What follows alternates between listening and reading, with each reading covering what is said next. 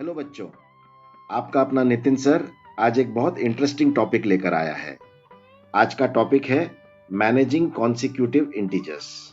ये जो टेबल आप देख रहे हैं, इस टेबल को यूज करके हम इस तरह के क्वेश्चंस बड़ी आसानी से सॉल्व कर सकते हैं।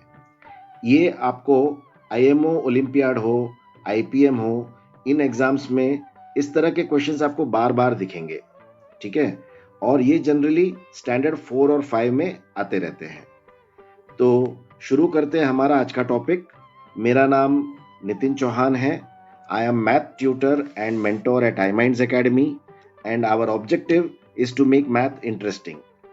तो बच्चों मेरे साथ जुड़ जाओ और आज का ये टॉपिक बहुत अच्छी तरह से समझ लो और इसको अप्लाई करके बहुत ज़्यादा अच्छे मार्क्स आप स्कोर करो। आईपीएम हो या ओलंपियाड हो, उसमें अच्छी तरह आप स्कोर कर पाएंगे। Okay, so before we start, मेरा सजेशन आपको ये है कि आप इस वीडियो को यहाँ पॉज कर दीजिए और क्या कीजिए, ये जो क्वेश्चन है इस क्वेश्चन को आप अपने आप सॉल्व कीजिए। ठीक है ना? और एक बार आपको सॉल्यूशन मिल जाए, उसके बाद इस वीडियो को वापस आप पॉज बटन दबाकर रिज्यूम कर देना और आगे का सॉल्यूशन आप देख लेना और फिर मैच करना कि आपका मेथड और मेरे मेथड में कितनी समानता है, और then you can learn from that, right?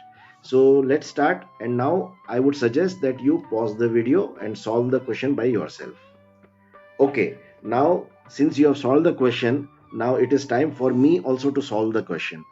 So the question before us is find 10th consecutive odd number coming after 11. तो हमें पहले क्या करना है, इस पर्टिकुलर क्वेश्चन में कुछ पॉइंटर्स हम पहले फिक्स कर लेते हैं। एक ये 10 हो गया, एक सेकंड में रेड कलर यूज कर लेता हूं। ये 10 हो गया, ये एक हमारा मेन इसमें डेटा है। फिर ये ऑड हो गया, ये हमारा डेटा है। फिर ये आफ्टर जो है, ये भी हमारा एक डेटा बनेगा और ये 11 बनेगा। ठीक है, तो अभी ये 4 डेटा को यूज करके हम इस सम को सॉल्व करेंगे।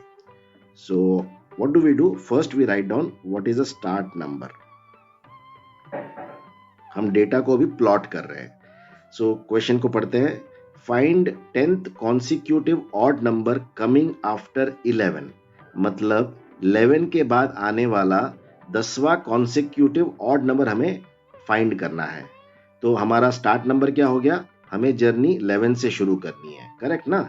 तो मेरा स्टार्ट नंबर यहाँ मैं 11 लिख दूंगा और ये 11 क्या है, ये एक ऑड नंबर है, तो मैं इसको ब्रैकेट में ऑड यहाँ लिख देता हूँ।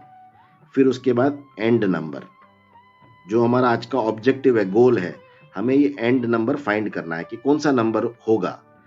और ये नंबर का टाइप क्या है, यहाँ क्या दिया है, फाइंड कॉन्सिक्यूटिव ऑड नंबर, मतलब हमें जो आंसर मिलेगा वो कोई तो भी ऑड नंबर होगा, तो उसका नेचर जो है वो ऑड हो गया। सो ये भी ऑड है, ये भी ऑड है। अभी पोजीशन हमारे पास क्या दी गई है, पोजीशन हमें आफ्टर 11 फाइंड करना है, मतलब 11 के बाद आने वाला नंबर, मतलब मेरी पोजीशन आफ्टर हो गई। आफ्टर यहां लिख देता हूं। और फिर उसके बाद फाइनली आ जाता है एन। एन क्या होता है, एन जिस नंबर को आपको पूछा गया है क्वेश्चन में, वो आपका एन वैल्यू हो जाता है। तो ये मेरा एक्चुअली एन वैल्यू है, तो मैं एन के नीचे 10 लिख देता हूं। अब मैंने क्या किया, डेटा सब प्लॉट कर लिया है। अभी मुझे इसका रिलेटेड फॉर्मूला फाइंड करना है, तो टेबल की ओर चले जाते हैं। अब देखिए क्या दिया गया है, ऑड ऑड आफ्टर, है ना? तो अभी हम ढूंढते हैं। पहले ये चारों आफ्टर के हैं, राइट? ये चारों आफ्टर के हैं और इसमें ऑड ऑड आफ्टर, ये सेकंड वाला आप जो देख रहे हो, इसको मैं थोड़ा मार्किंग कर देता हूं। ये ऑड ऑड आफ्टर वाला ये जो है, ये हमारा फॉर्मूला बनेगा इस पर्टिकुलर क्वेश्चन को सॉल्व करने के लिए। ठीक है ना? तो फॉर्मूला क्या है, start number plus 2n, this is the formula for this situation, right? तो हमारा स्टार्ट नंबर क्या हो गया, अच्छा फॉर्मूला पहले लिख देते हैं। Formula is start number plus 2n। तो अभी हमारा स्टार्ट नंबर क्या हो गया, स्टार्ट नंबर जो हमको दिया गया है वो 11 है, यहां से आप ले सकते हैं, राइट? ये 11। So I will write down 11 here plus 2n. So 2n का मतलब है 2 into n, right? And we will put this in bracket. So next step will be 2 into n value क्या है 10. So मैं यहाँ 10 लिख दूंगा. तो ये 11 plus 20 equals to 21. So our final answer is 21 for this question. Find 10th consecutive odd number coming after 11. So जो odd number हमें find करना था वो हमारा 21 हो गया, right? नहीं तो आप क्या करते, आप इसको है ना ऐसे अगर जनरली करना हो तो हम क्या करेंगे, हम पहले 11 लिखेंगे, फिर अपन 13 लिखेंगे, फिर 15, फिर 17, फिर 19, 21, 23 ऐसे करते करते हम 10 नंबर्स लिख के फिर 21 हमको एक सेकेंड ना, 2n 11 plus 11 plus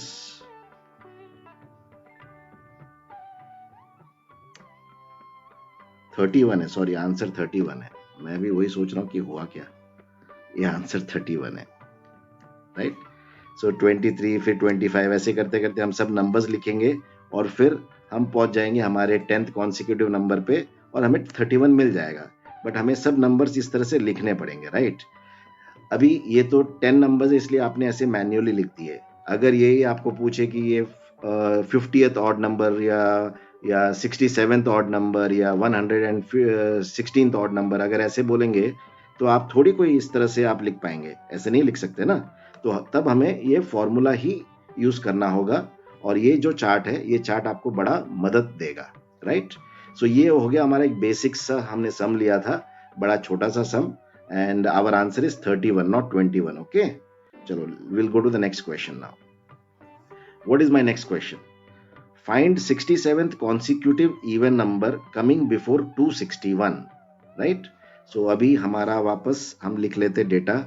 start number मेरा क्या है, स्टार्ट नंबर, अच्छा पहले प्लॉट कर देते हैं, पहले हम इसको मेन डेटा को प्लॉट कर देते हैं. 67 हो गया, इवन हो गया, फिर बिफोर हो गया और 261 हो गया. ये चारों हम यूज करेंगे अभी.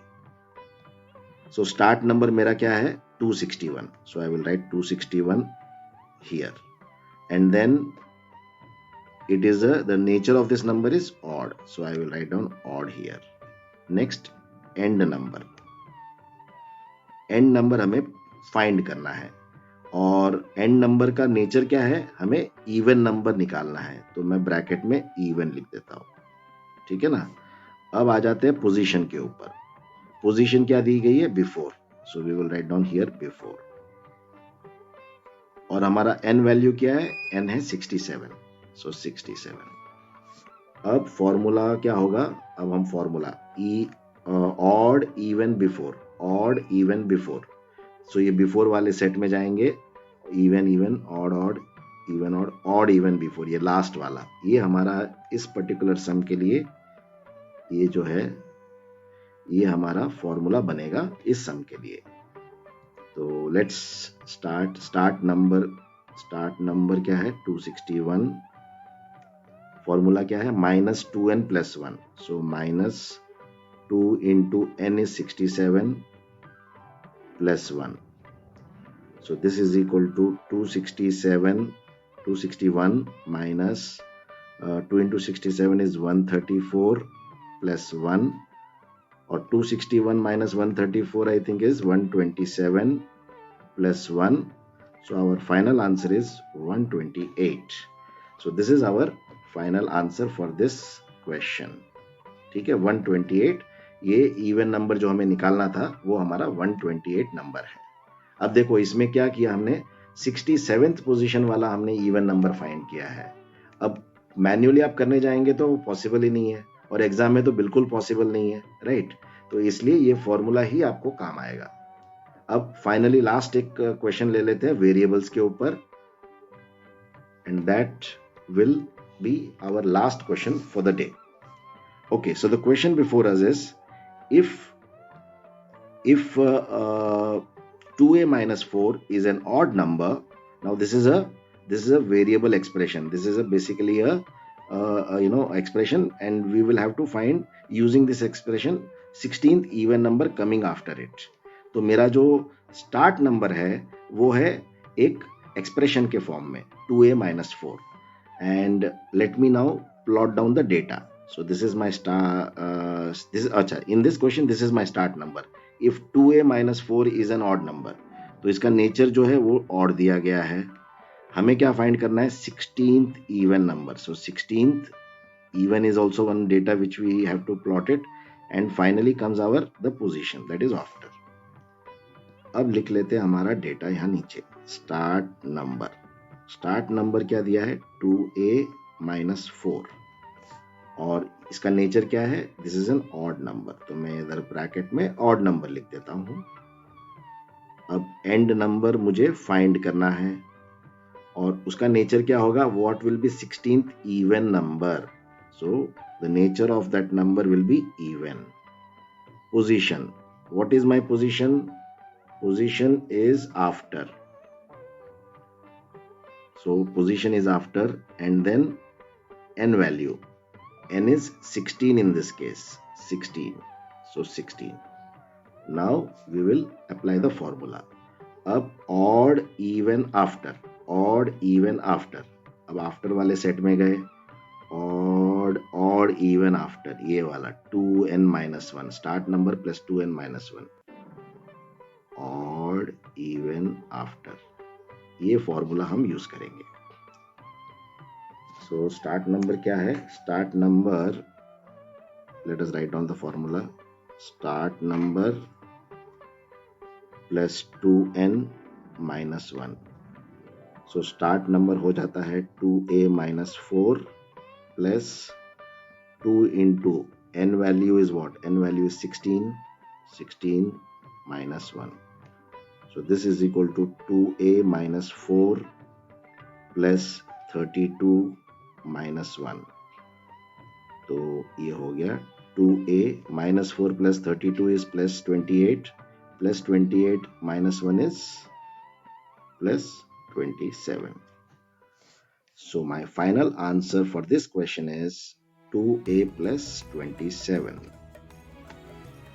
So this brings end to today's topic of managing consecutive integers.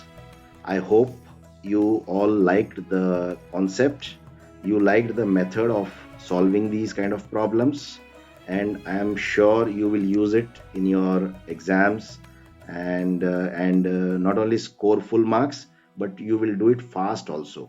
And time is a very important and precious component in any exam. So that is all for today. Till I come back with another interesting topic, interesting iSuper solver. Till then, goodbye and good day.